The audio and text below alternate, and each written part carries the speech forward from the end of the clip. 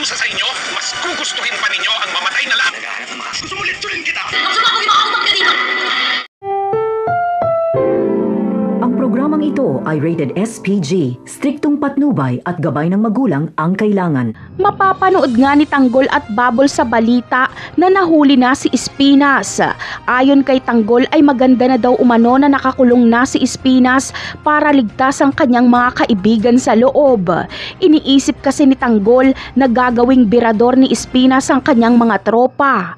Umaasa din si Bubbles na magiging maayos ang lagay ng kanyang lolo ngayong wala na si Espinas. Ngunit dito sila nagkakamali dahil mas malupit ang pumalit kay Espinas, isang general na kontra sa mga grupo sa kulungan.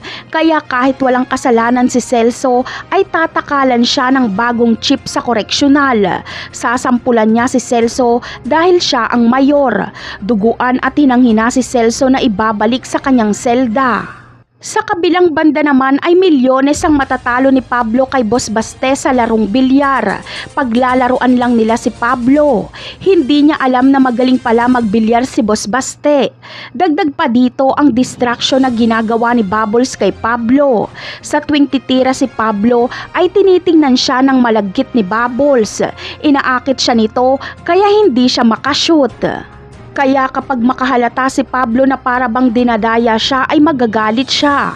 Tututukan niya ng baril si Boss Baste at maghahanap ng bagong kalaban si Pablo. Kaya dito nalalaro si Tanggol. Tatalunin niya sa bilyar si Pablo. Hindi naman matatanggap ni Pablo ang kanyang pagkatalo kaya magwawala siya.